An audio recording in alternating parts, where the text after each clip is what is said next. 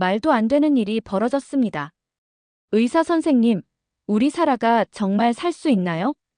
어머니의 떨리는 목소리가 아직도 제 귓가에 맴돕니다. 안녕하세요.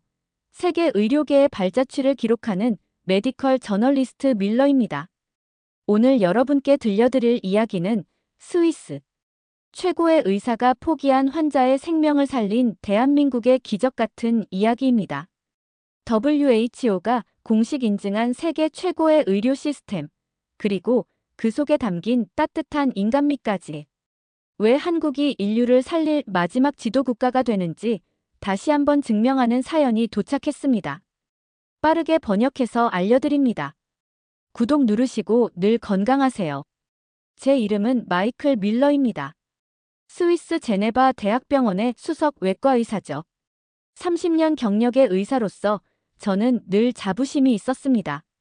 스위스의 의료 시스템은 세계 최고라고 자부했으니까요. 하지만 그 자부심은 WHO의 최신 보고서 앞에서 산산조각이 났습니다. 한국이 3년 연속 의료 시스템 평가 1위. 책상 위의 보고서를 다시 읽어보았습니다. 의료 접근성, 치료 효율성, 환자 만족도, 모든 지표에서 한국이 앞서 있었죠.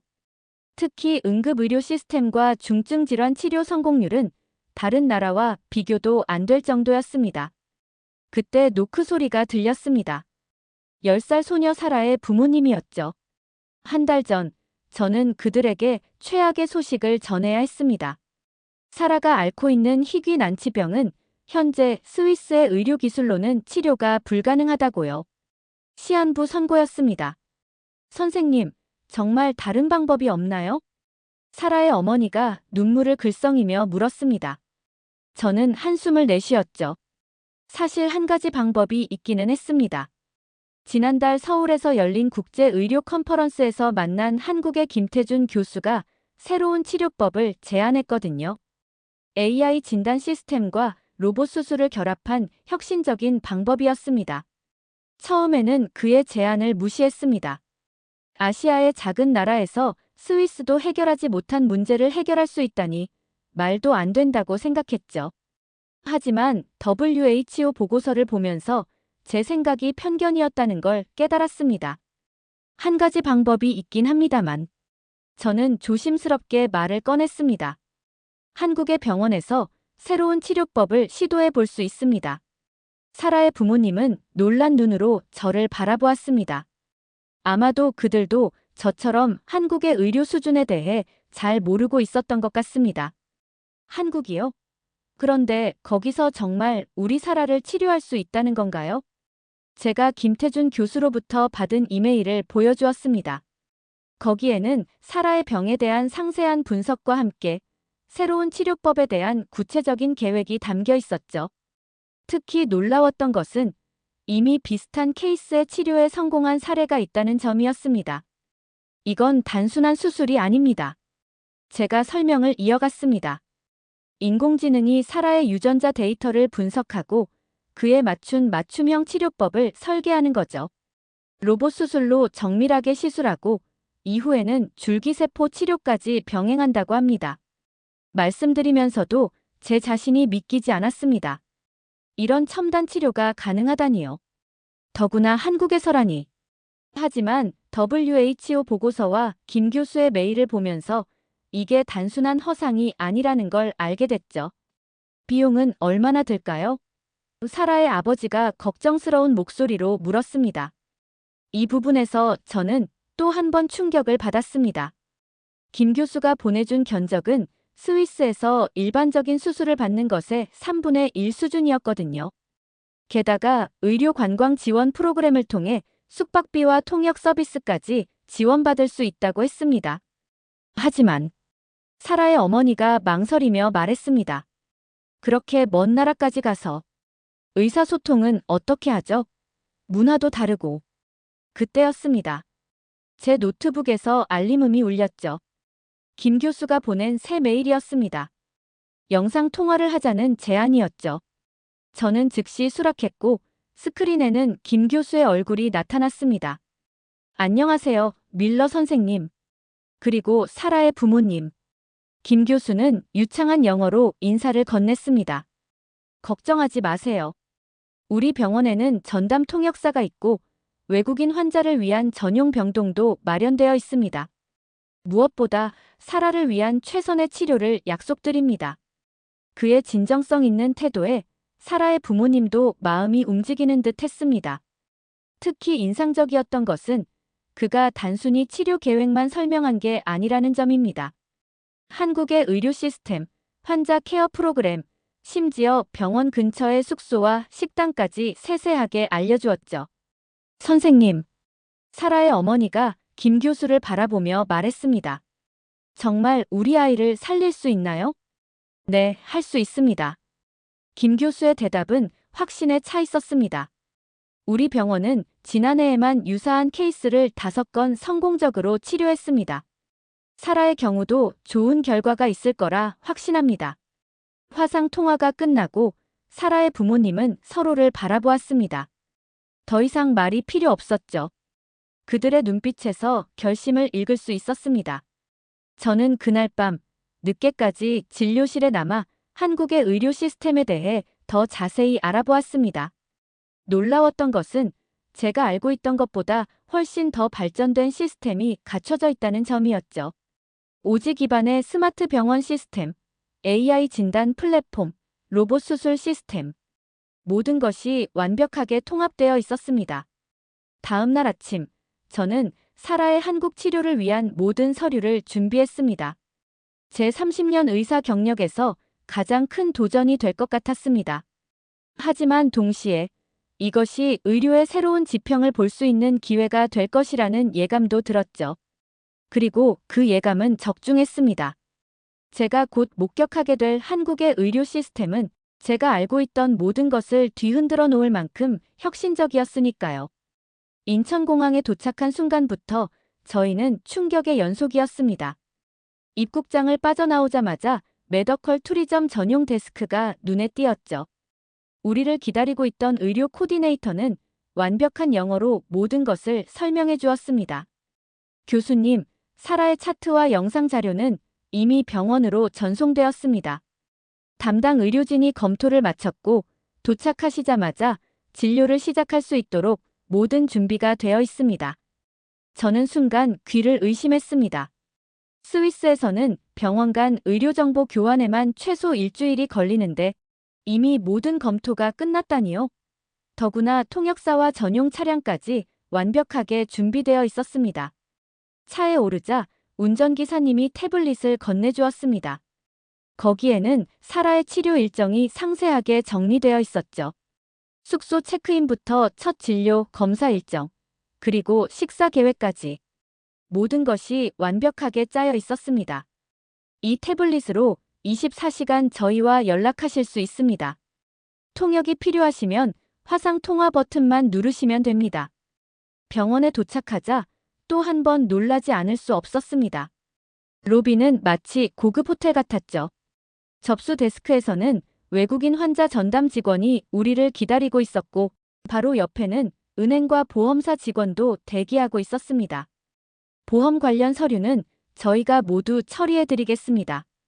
스위스 보험사와도 이미 연락을 취했고요. 이건 정말 충격이었습니다. 스위스에서는 제가 직접 보험사와 수없이 통화하며 서류를 처리해야 했는데 여기서는 그런 번거로움이 전혀 없었죠. 엘리베이터를 타고 올라가는 동안 의료 코디네이터가 설명을 이어갔습니다. 저희 병원은 완전 디지털화된 스마트 병원입니다. 모든 검사 결과는 실시간으로 공유되고 AI 시스템이 24시간 환자의 상태를 모니터링합니다. 사라의 병실에는 실시간 번역 시스템도 설치되어 있어서 의료진과의 소통에 전혀 문제가 없을 거예요. 병실에 들어서자 사라의 눈이 휘둥그레졌습니다. 30평 정도 되는 넓은 공간에는 환자용 침대뿐만 아니라 보호자를 위한 소파베드와 책상, 심지어 미니 주방까지 갖춰져 있었죠. 창 밖으로는 한강이 내려다 보였습니다. 이게 정말 병실인가요? 사라의 어머니가 놀란 목소리로 물었습니다. 네, 외국인 환자 전용 병실입니다. 장기 치료가 필요한 환자분들을 위해 특별히 설계됐죠. 그때 김태준 교수가 들어왔습니다. 놀라웠던 건 그가 사라의 모든 의료 기록을 이미 완벽하게 파악하고 있었다는 점입니다. 스위스에서 받은 마지막 PET-CT 결과를 보니 여기 세 군데 부위가 특히 신경 쓰이네요. 그가 태블릿을 보여주며 말했습니다. 하지만 걱정하지 마세요. 우리 AI 진단 시스템이 분석한 결과 새로운 치료법으로 충분히 대응할 수 있습니다. 의사인 제가 보기에도 그의 설명은 완벽했습니다. 전문적이면서도 환자와 보호자가 이해하기 쉽게 설명했죠. 특히 인상적이었던 건 3D 홀로그램을 통해 수술 계획을 시각적으로 보여준 것이었습니다. 이런 건 처음 보시죠? 김 교수가 웃으며 말했습니다. 저희가 개발한 의료용 홀로그램 시스템입니다. 환자분들이 자신의 치료 과정을 정확히 이해하실 수 있도록 돕는 거죠. 검사가 시작되자 더 놀라운 일들이 이어졌습니다. 모든 검사가 한 층에서 연속적으로 이뤄졌고 결과는 실시간으로 의료진에게 전송됐습니다. 특히 충격적이었던 건 인공지능이 각 검사 결과를 즉시 분석해 의료진에게 제공한다는 점이었죠. 저희는 이걸 원마이너스 스타프 토털 케어 시스템이라고 부릅니다. 김 교수가 설명했습니다. 환자분이 불필요하게 기다리시는 시간을 최소화하고 최적의 치료를 가능한 한 빨리 시작하는 게 목표죠. 하루 만에 모든 검사가 끝났습니다. 스위스였다면 최소 일주일은 걸렸을 일정이었죠. 검사 결과를 바탕으로 한 회의에서는 세계 각국의 전문의들이 화상으로 참여했습니다. 이건 정말 믿을 수 없는 일이네요. 제가 감탄했습니다. 이렇게 빠르고 효율적인 시스템은 처음 봅니다. 김 교수는 겸손하게 웃으며 대답했습니다. 아직 배울 것이 많습니다. 하지만 환자를 위해서라면 우리는 언제나 최선을 다하죠. 그게 한국 의료의 철학이니까요. 그날 저녁, 저는 병원 근처 호텔방에서 노트북을 펼쳤습니다. 스위스 동료들에게 이메일을 쓰기 위해서였죠. 하지만 무슨 말부터 해야 할지 막막했습니다. 제가 오늘 하루 동안 경험한 것들은 그들의 상식으로는 받아들이기 힘들 것 같았거든요.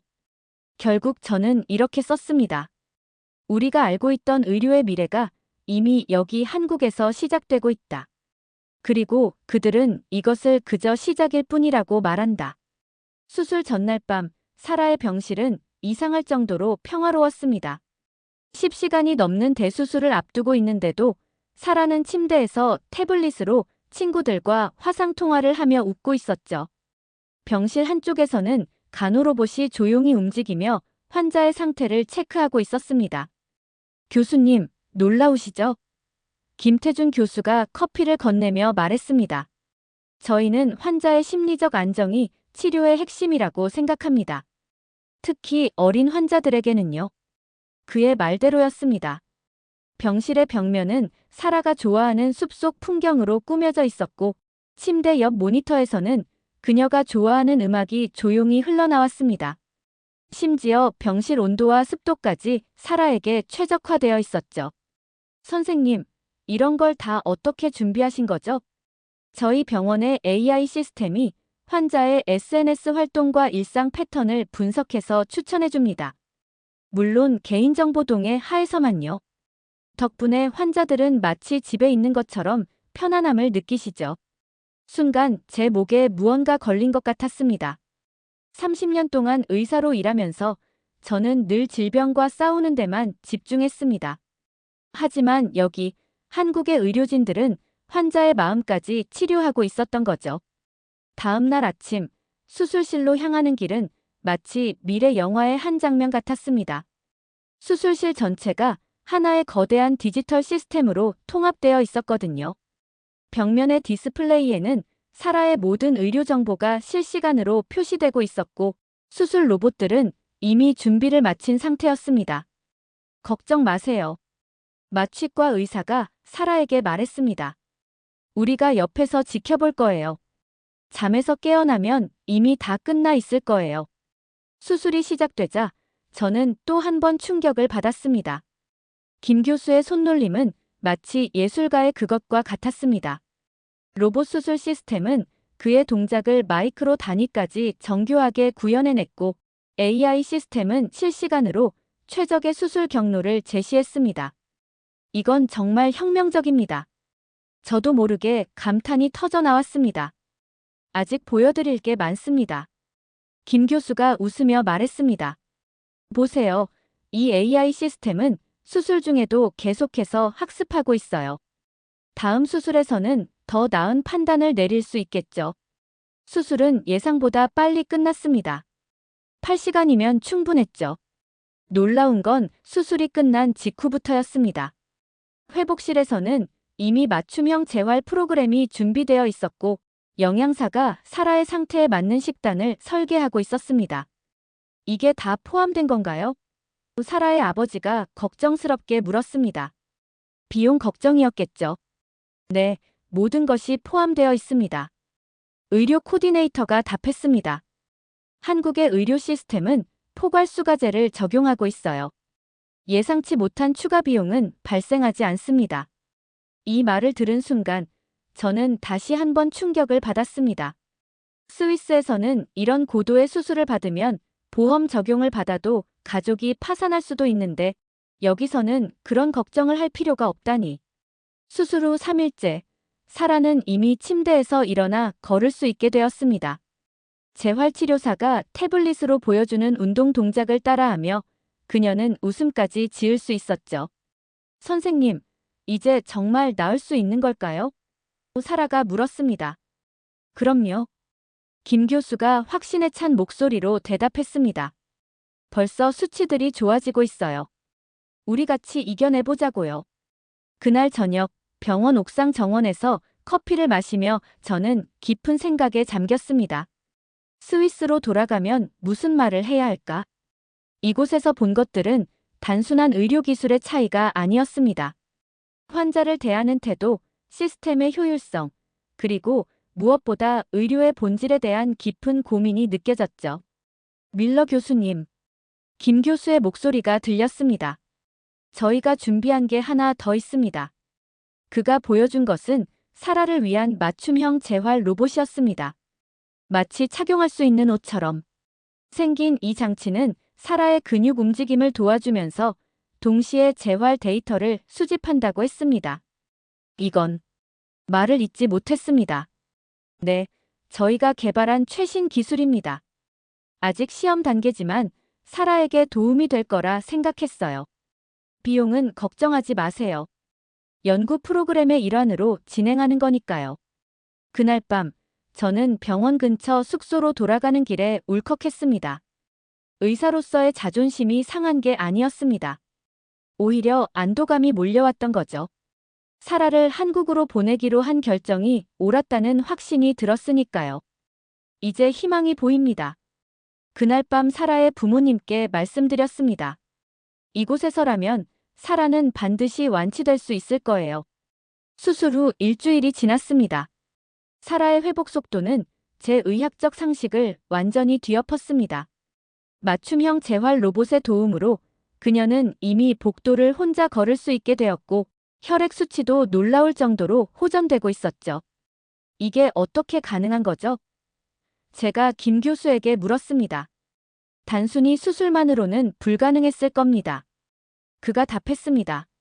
저희는 토탈 케어 시스템이라고 부르는데요. 수술 후 관리가 더 중요하다고 생각합니다. 그의 말대로였습니다. 사라의 치료에는 수술팀 외에도 재활치료사, 영양사, 심리치료사, 그리고 AI 전문가들까지 함께하고 있었습니다.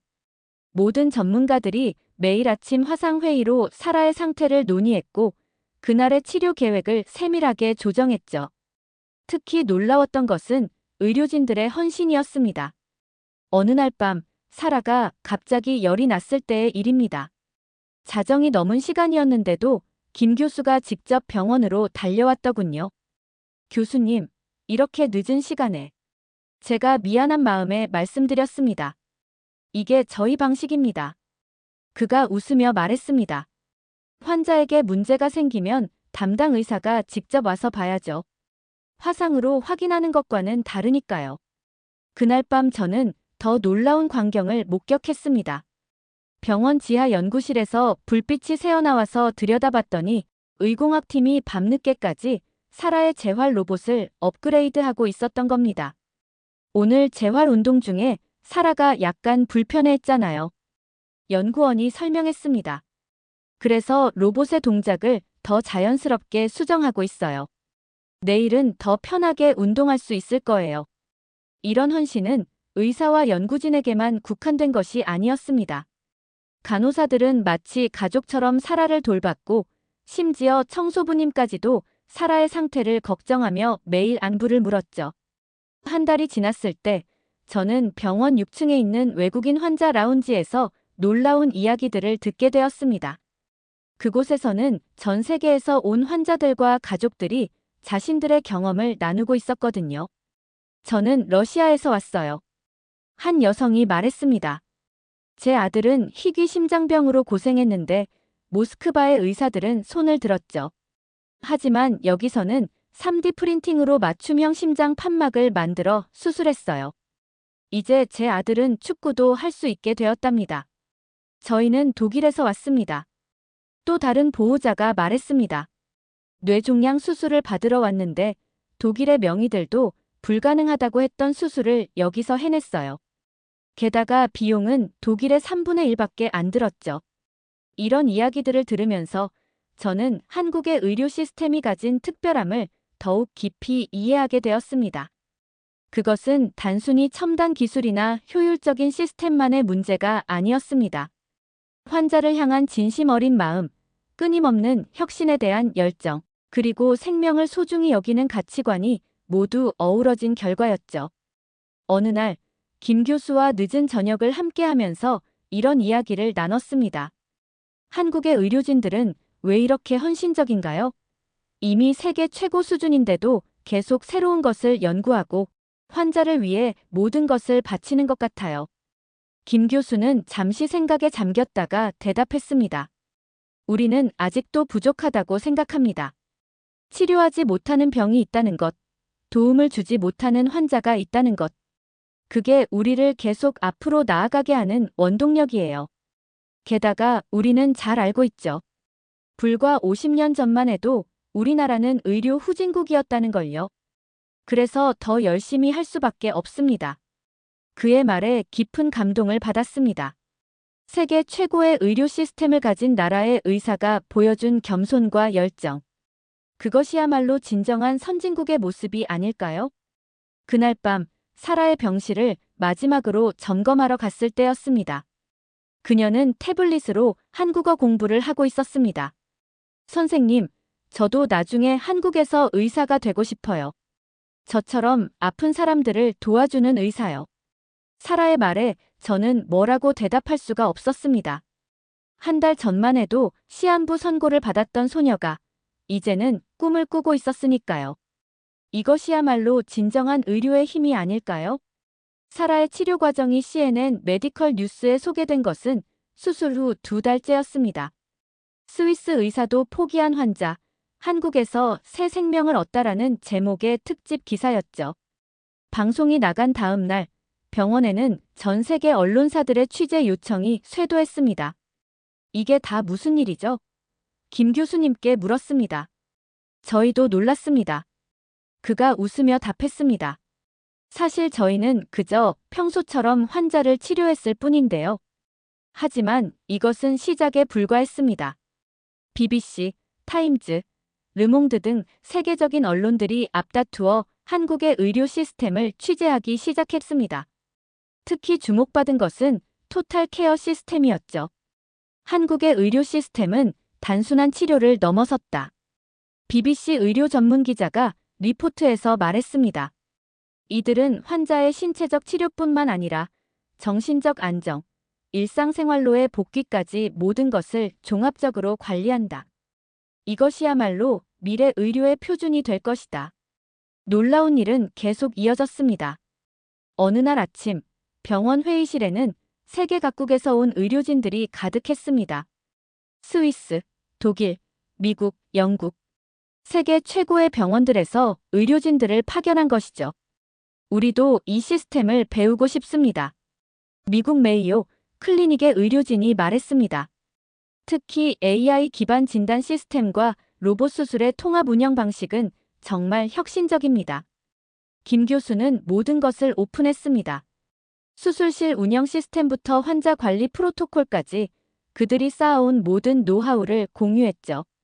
의료는 인류 공통의 자산입니다. 그가 말했습니다. 우리의 경험이 다른 나라 환자들에게도 도움이 된다면 그것이야말로 우리가 추구하는 가치입니다. 특히 인상적이었던 것은 비용 관리 시스템이었습니다. 세계 최고 수준의 의료 서비스를 제공하면서도 어떻게 이렇게 합리적인 비용을 유지할 수 있는지가 모두의 관심사였죠. 우리는 가치 기반 의료를 추구합니다. 병원 행정팀장이 설명했습니다. 단순히 비용을 줄이는 게 아니라 꼭 필요한 곳에 자원을 집중하는 거죠. AI 시스템이 이를 최적화하고요.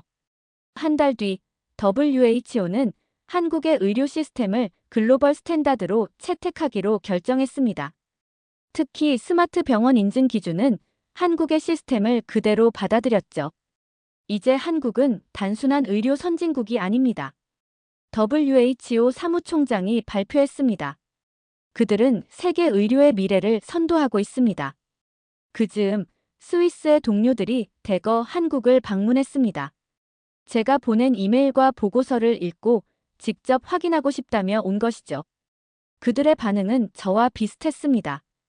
이건 완전히 다른 차원이야. 스위스 대학병원의 외과 과장이 감탄했습니다. 특히 응급실 운영 시스템은 우리가 배워야 할 게 너무 많아. 실제로 한국의 응급실은 그들에게 큰 충격이었습니다. 접수부터 초기 검사까지 평균 5분, 전문의 진료까지 15분. 스위스에서는 상상도 할 수 없는 속도였죠. 어떻게 이런 게 가능하죠?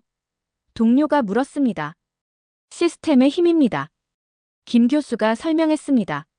환자가 들어오는 순간부터 AI가 증상을 분석하고 필요한 검사를 예측해서 준비하죠. 의료진은 이미 준비된 자료를 보고 즉시 판단할 수 있습니다. 가장 감동적인 순간은 사라가 다른 환자들에게 병원을 안내하는 모습을 봤을 때였습니다.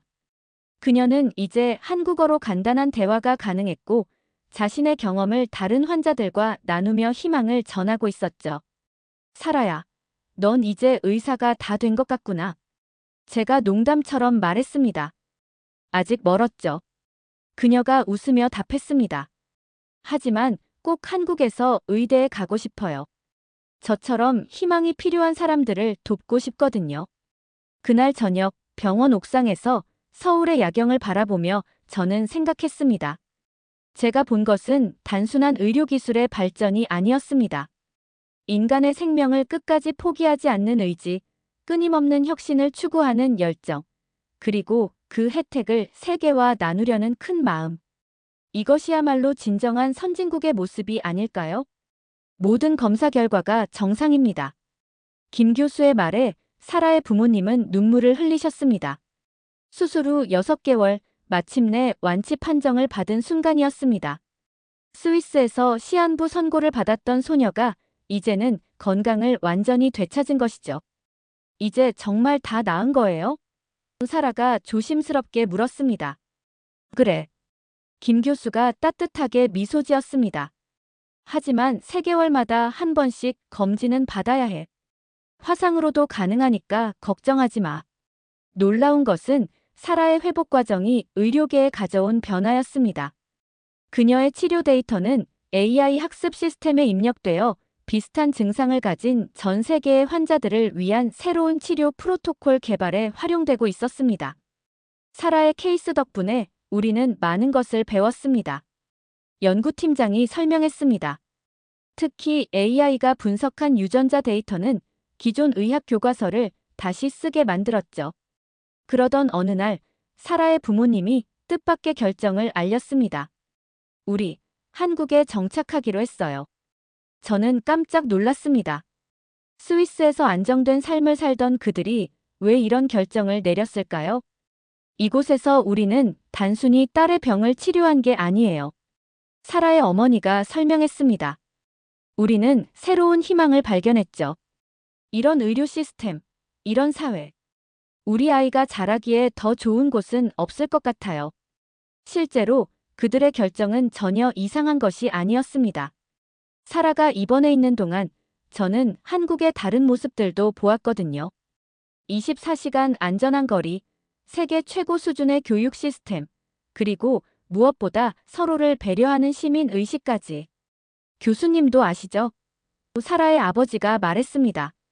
여기선 밤늦게도 여성이 혼자 걸어 다닐 수 있어요. 편의점 알바생이 혼자 야간 근무를 해도 안전하고요. 이런 나라가 또 어디 있을까요? 더 놀라운 소식은 그 후에 이어졌습니다. 스위스의 유수 제약회사들이 한국 병원들과 공동 연구를 제안해 온 것이죠. 사라의 치료 과정에서 개발된 신약과 치료법에 관심을 보인 겁니다. 이제는 우리가 배우러 와야 할 때입니다. 스위스 제약회사 CEO가 말했습니다. 한국의 의료 혁신 속도는 세계 어느 나라도 따라올 수 없습니다. 한국 병원들의 반응은 의외였습니다. 그들은 특허나 기술료를 요구하지 않았습니다. 대신 공동 연구를 통해 더 많은 환자들을 치료할 수 있는 방법을 찾자고 제안했죠. 의료기술은 인류 공통의 자산입니다. 병원장이 말했습니다. 우리의 발전이 전 세계 환자들에게 도움이 된다면 그것이야말로 우리가 추구하는 가치입니다. 이런 소식들이 알려지면서 전 세계에서 더 많은 의료진과 환자들이 한국을 찾기 시작했습니다. 특히 중증 질환이나 희귀 난치병 환자들에게 한국은 마지막 희망이 되었죠. 처음에는 막연한 두려움이 있었어요. 러시아에서 온 환자의 보호자가 말했습니다. 하지만 이곳에 와서 보니 이게 바로 미래의 의료구나 싶었죠. 모든 것이 체계적이고 환자 중심적이에요. 저는 매일 아침 병원 로비에서 새로운 외국인 환자들을 마주칩니다.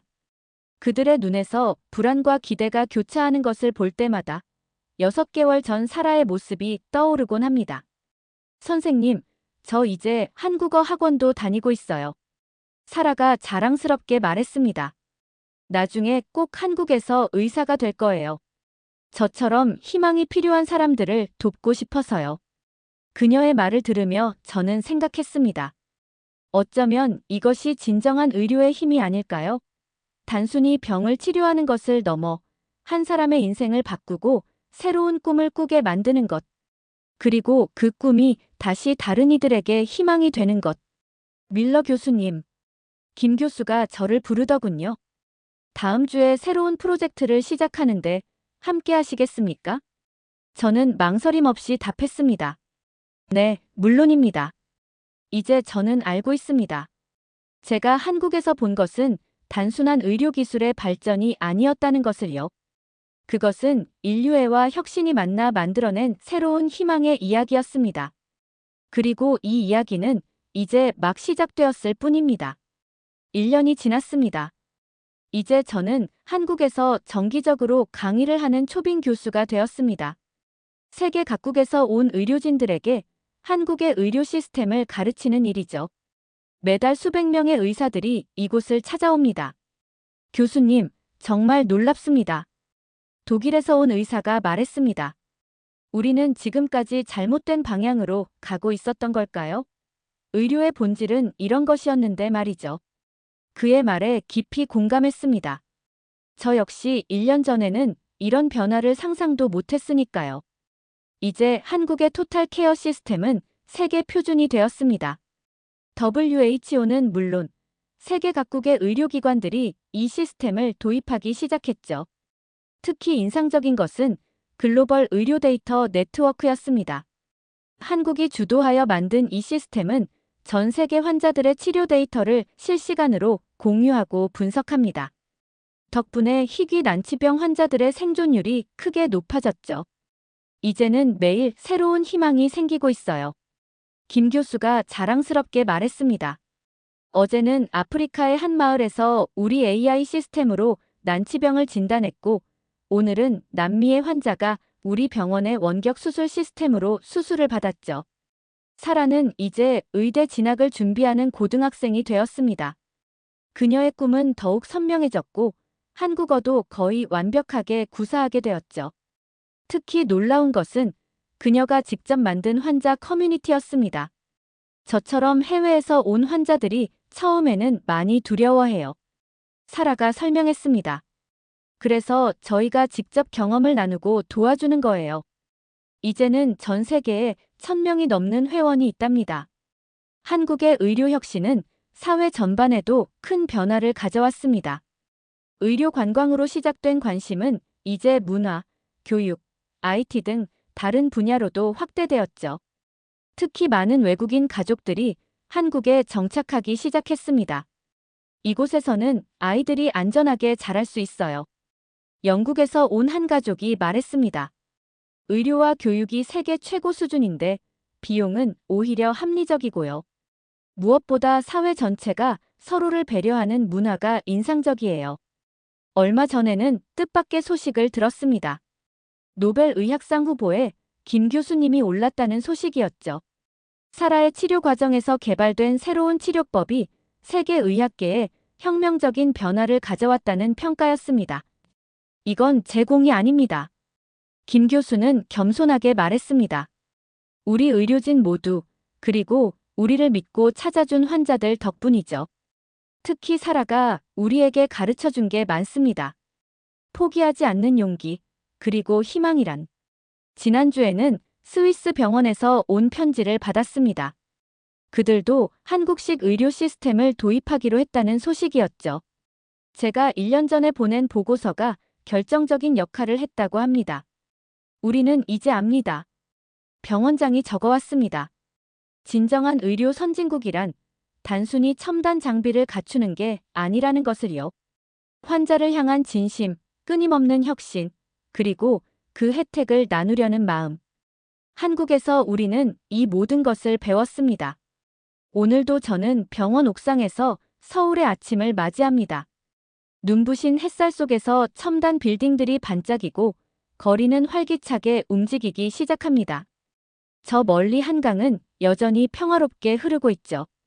선생님, 사라가 반갑게 인사합니다. 이제 그녀는 매주 토요일마다 병원에서 자원봉사를 합니다. 해외에서 온 환자들을 돕는 일이죠. 오늘은 어떤 환자가 올까요? 그녀가 설렘 가득한 목소리로 묻습니다. 저는 미소를 지으며 대답합니다. 글쎄, 어쩌면 오늘 올 그 환자가 미래의 너처럼 될지도 모르지. 그렇습니다. 이것이 바로 한국이 세계에 보여준 의료의 새로운 지평입니다. 단순한 치료를 넘어 희망을 전하고 미래를 바꾸는 힘. 그리고 그 희망은 이제 세계 곳곳으로 퍼져나가고 있습니다. 의사로서 30년을 살아온 제가 감히 말씀드립니다. 이제 의료의 미래는 한국이 이끌어갈 것입니다. 아니, 이미 그렇게 되고 있는지도 모르겠네요. 여러분, 오늘 들려드린 이야기 어떠셨나요? 한 명의 환자를 살리기 위해 온 나라가 움직였고, 그 과정에서 세계 의료의 새로운 기준을 만들어낸 대한민국의 모습. 저는 이 이야기를 준비하면서 계속 가슴이 뭉클했습니다. 특히 인상 깊었던 것은 의료진들의 겸손한 태도였습니다. 세계 최고의 의료 시스템을 만들어 놓고도 아직 부족하다고 말하는 모습, 더 발전해야 한다고 말하는 모습. 이것이야말로 진정한 선진국의 자세가 아닐까요? 지금 이 순간에도 전 세계에서 수많은 환자들이 한국을 찾고 있습니다. 그들에게 한국은 단순한 치료의 장소가 아닙니다. 새로운 삶을 시작할 수 있는 희망의 땅이죠. 다음 영상에서는 한국의 또 다른 혁신 사례를 들려드리도록 하겠습니다. 여러분의 구독과 좋아요는 이런 감동적인 이야기를 더 많은 분들께 알릴 수 있는 힘이 됩니다. 댓글로 여러분의 생각도 꼭 들려주세요. 혹시 주변에 비슷한 경험을 하신 분이 계신가요? 아니면 한국 의료 시스템을 직접 경험해 보신 적이 있으신가요? 여러분의 이야기가 또 다른 누군가에게 희망이 될 수 있습니다. 다음 이야기로 찾아뵙겠습니다. 감사합니다.